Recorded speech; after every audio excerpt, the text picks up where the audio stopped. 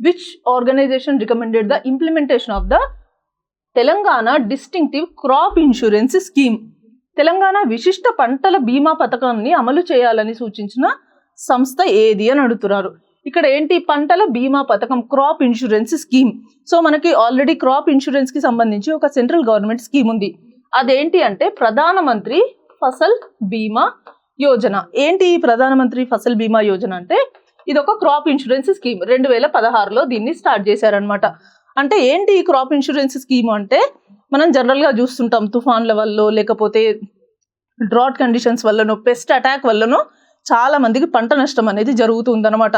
So అలా పంట నష్టం జరిగినప్పుడు వాళ్ళకి సరైన ఈల్డ్ రానప్పుడు గవర్నమెంట్ ఏం చేస్తుంది అంటే వాళ్ళ పంట నష్టాన్ని అంచనా వేసి దానికి తగ్గట్టుగా వాళ్ళకి బీమా అనేది అందిస్తుంది. ముందు మనం దాంట్లో రిజిస్టర్ చేసుకోవాలి ఈ ప్రధానమంత్రి ఫసల్ బీమా యోజనలో. అలా రిజిస్టర్ చేసుకున్న వాళ్ళందరికీ కూడా ఇలా నష్టాలు జరిగినప్పుడు బీమా అనేది అందిస్తారనమాట.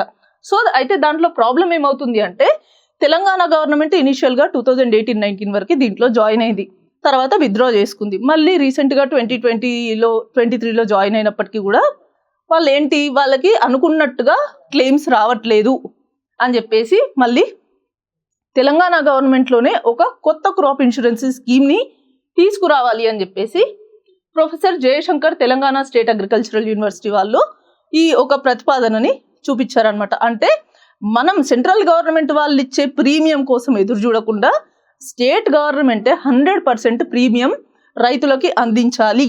అది కూడా 30 to 45 డేస్లోనే పంట నష్టాన్ని ప్రాపర్గా అంచనా వేసి వాళ్ళకి ఆ బీమాని అందించాలి. సో దట్ వాళ్ళకి ఏదైతే నష్టం జరిగిందో వాళ్ళు దాని నుంచి తేరుకుంటారు అని చెప్పేసి వీళ్ళు ఒక కొత్త స్కీమ్ని మనమే ఇంప్లిమెంట్ చేద్దాము అని చెప్పేసి చెప్పడం జరిగిందనమాట.